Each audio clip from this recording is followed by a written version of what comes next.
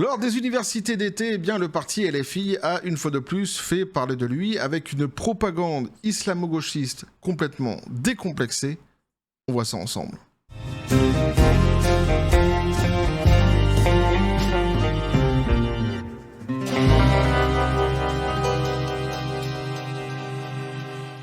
Et c'est un sujet qui m'a été suggéré par Patoche sur le Discord de la chaîne. Je l'en remercie vivement, petit café les copains. Alors c'est un sujet quand même assez hallucinant, pour le moins. Enfin moi je trouve vraiment choquant, au-delà d'être révoltant aussi peut-être, mais je trouve vraiment choquant. On va lire ensemble ce qu'il en est, et évidemment je vous donnerai mon avis sur tout cela à la fin. Alors former des cadres communistes musulmans, l'appel d'un militant proche de LFI pour un vrai islamo-gauchisme. Alors là en fait tu vois, j'avais utilisé ce mot-ci donc en introduction, il ne vient pas spécialement de moi, il est bien ici donc dans cet article-ci, et visiblement il est assumé par la personne même ici donc qui justement fait cette qui a cette volonté de former des cadres communistes musulmans. Déjà rien que ça en fait ça devrait choquer tout le monde. Des cadres communistes musulmans. Je reviendrai dessus à la fin évidemment. Lors de l'université d'été du média, donc Parole d'honneur, le vidéaste décolonial Wissam Gzelka a lancé un appel à reconstruire une organisation communiste populaire avec et à partir de classes musulmanes dominées.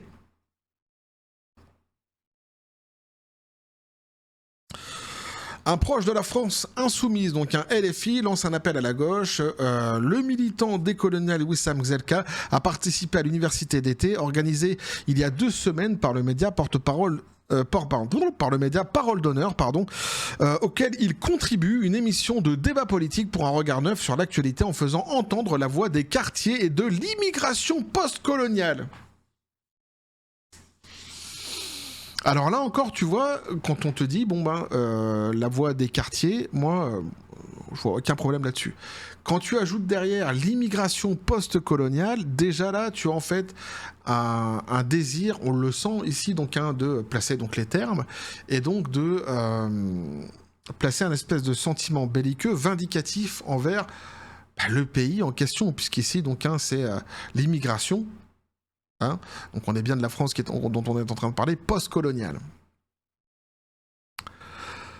Donc déjà, il y a une revendication, une espèce de colère envers ce pays dont on lui rappelle son passé de colonie.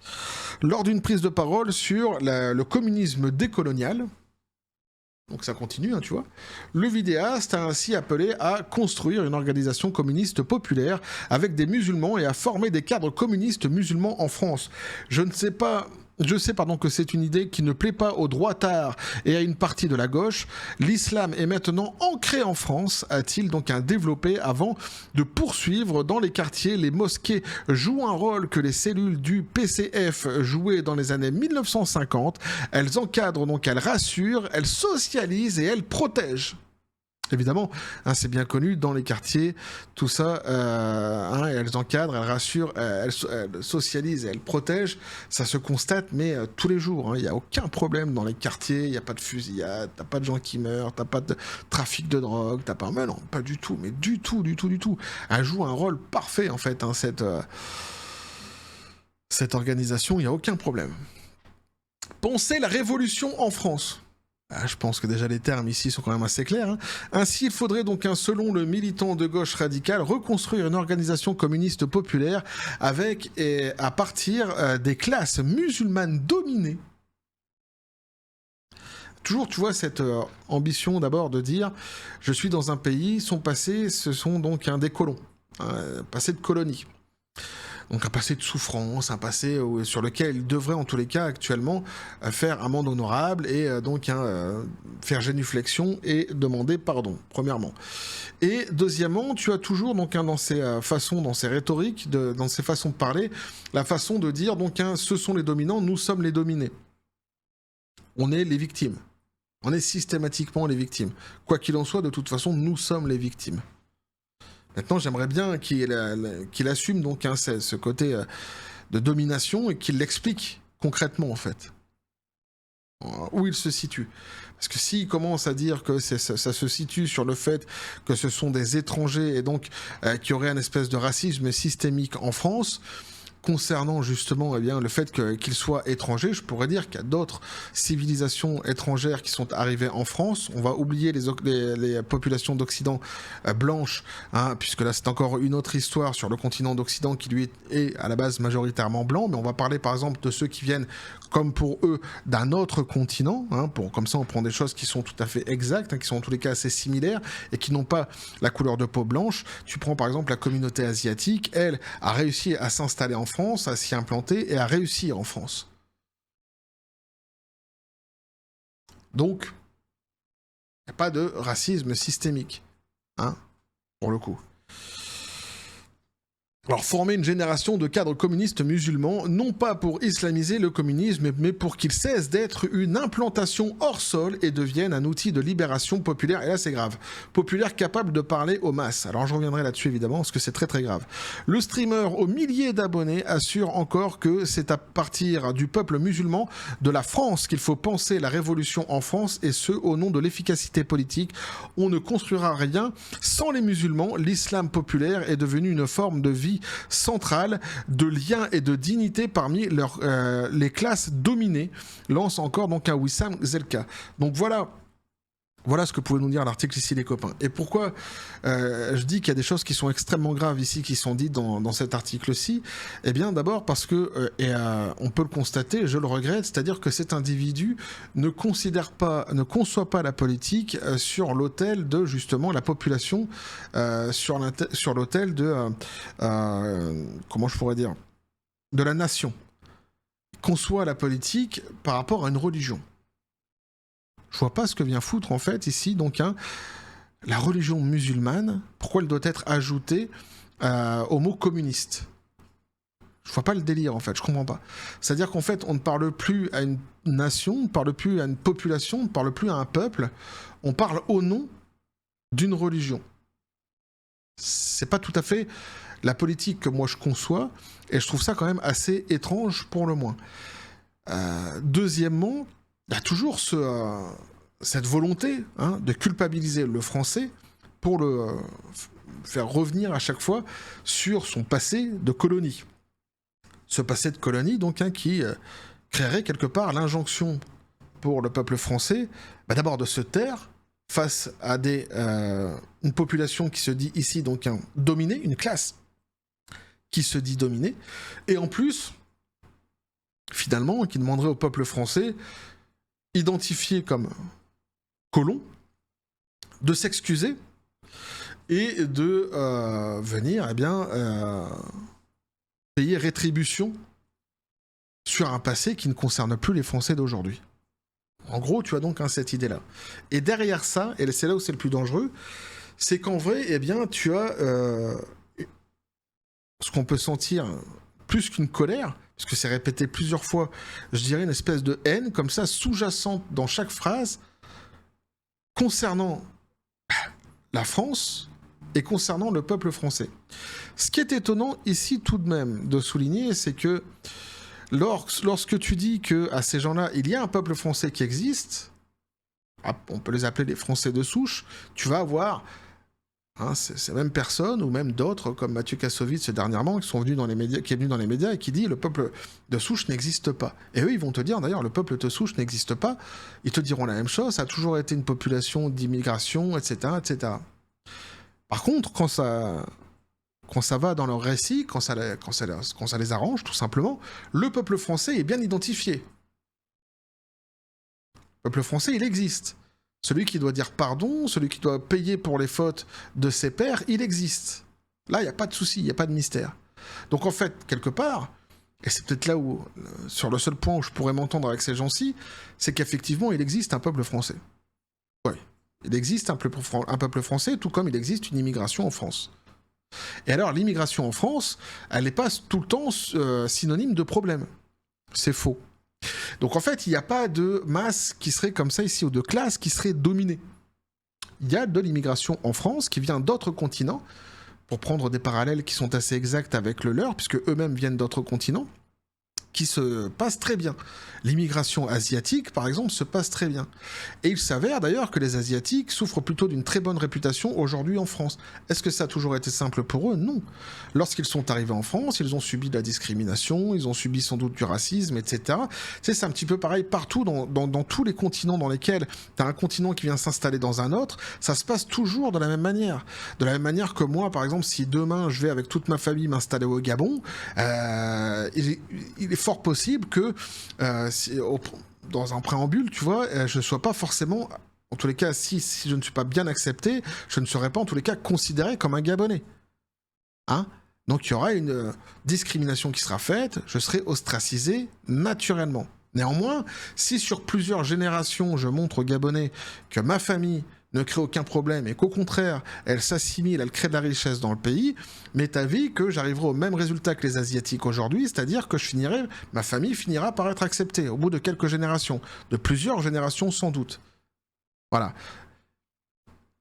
Pour les Asiatiques, ce qu'ils ont aujourd'hui comme réputation en France, qui est une très bonne réputation, ils le doivent au mérite de leur père. C'est parce que la population asiatique s'est comportée de la manière dont elle s'est comportée qu'aujourd'hui elle récolte les fruits de ce comportement-ci. Et c'est comme ça que ça fonctionne partout dans le monde. Donc si une immigration a plus de mal au fur et à mesure des générations qui s'installent en France à réussir à s'installer en France, je pense que cette immigration doit se poser les bonnes questions. Puisqu'il est évident, il est clair que le problème ne vient ni de la France ni des Français, qui peuvent très bien assimiler des populations sans qu'il ne se passe aucun problème. Et qui viennent d'autres continents qui plus est, tout comme eux. Donc ici, s'ils ont mauvaise réputation en France après des générations sur le territoire français, sur le sol français, c'est peut-être qu'ils souffrent aussi de la réputation de leur père. Et peut-être qu'ils devraient déjà commencer par se remettre en question avant d'en vouloir à la France et aux Français. Quant au côté historique, sur les colonies, etc., la France et les Français sont ce qu'ils sont, et ils l'étaient avant que ces gens-là ne viennent sur le territoire français. Si tu n'es pas d'accord avec ce que le pays a produit par le passé, ne viens pas dans ce pays. Si tu n'aimes pas comment les populations d'un pays se comportent ou s'est comporté par le passé, ne viens pas dans ce pays. Auquel cas, si tu décides de venir dans ce pays, c'est que tu as accepté ce qu'était ce pays et tu ne peux plus reprocher à la population sur place ce qu'elle est. Moi, pour prendre mon exemple, je suis pas asiatique, je suis français, je viens dans un pays d'Asie, je vis dans ce pays, je me suis renseigné sur le pays avant d'y venir, je savais ce qu'il était, j'ai accepté ce qu'ils ont fait par le passé, c'est pas à moi de juger ou alors demander quoi que ce soit justement sur ce qu'ils ont fait par le passé, je suis au courant de leur passé, je l'ai absorbé, j'ai adhéré à cela, c'est pour ça que je suis venu ici. Point. Pas plus loin. À partir de ce moment-là, je ne suis plus chez moi, je suis sur leur territoire à eux, je suis chez eux, je ne suis pas chez moi ici, je suis chez eux, je suis un immigré et je fais pas de blanche. Eh ouais, moi aussi je suis un immigré. Je fais pas de blanche. Hein, j'obéis à toutes les lois, je ne mets pas en avant ma religion. J'ai une religion qui n'est pas bouddhiste, je suis pas bouddhiste, je la mets pas en avant. C'est aussi simple que ça. Donc tout ce discours-ci, c'est un discours haineux, c'est un discours vindicatif et c'est un projet pour la société. C'est un projet pour la France et dans ce projet-ci, on nous dit clairement que l'islam en fait est un point central en France et d'ailleurs l'islam a le droit de vivre en France et d'exister en France. La question n'est même pas là quelque part. Hein. C'est-à-dire qu'en fait le souci se situe dès lors que tu fais de ton islam une politique française. C'est là que le problème se situe. Et le truc c'est que je vois pas d'autres religions faire ça. Et heureusement d'ailleurs. Donc c'est extrêmement grave. Effectivement on est sur de l'islamo-gauchisme. On est sur de l'islamo-gauchisme aussi. Ici, donc, la LFI, c'est vraiment le repère de tout ce qu'il y a de plus pourri en France. Antisémitisme XXL. Cette volonté d'aller sur des sujets de sexualité avec les enfants, on l'a vu dernièrement. La doctrine, d'ailleurs, endoctriner les plus petits très rapidement. Donc, briser l'enfance, justement, en leur proposant des sujets d'adultes sur la politique. De 6ème République, etc. Donc ce sont des timbrés pour moi, ce sont des gens qui sont affreux. Hein, c'est effroyable ce qu'ils font. Et ici, bien, tu as encore ce volet-ci qui s'ajoute de cet islamo-gauchisme qui, à mon avis, est d'une dangerosité XXL pour la France. Parce que s'il existe un islam qui ne fait pas de bruit, il en existe un autre qui décapite. Et celui-ci est davantage politique. Donc je pense qu'il faut s'interroger, il faut se poser les bonnes questions sur ces gens à qui on donne la parole et sur la gravité de leurs propos. Et moi je suis vraiment, je te dis, je suis choqué que cette personne-ci ne pense pas en termes ni de population, ni d'individu, ni de nation, ni de pays, mais en termes d'identité religieuse pour la politique française. Je pense qu'ici il faut se réveiller les copains. Il y a quelque chose qui est en train de se passer qui est très grave en France.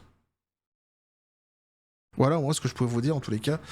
Là-dessus, je pense avoir été assez clair, même s'il y a encore évidemment davantage de choses à dire, il n'y a pas de souci. D'ailleurs, n'hésitez pas à me dire ce que vous en pensez dans les commentaires. Les copains, à vous abonner si le contenu vous a plu, activez la petite cloche pour les prochaines notifications, les prochaines vidéos qui vont arriver, à balancer un like, à partager la vidéo. Vous avez tous mes réseaux sociaux qui sont dans la description des vidéos, n'hésitez pas à venir, à vous abonner à tous ces réseaux sociaux pour donner de la force à la chaîne, aux messages que je diffuse sur cette même chaîne, que ça soit diffusé au plus grand nombre, évidemment, si vous êtes d'accord avec ce que je dis dans mes analyses.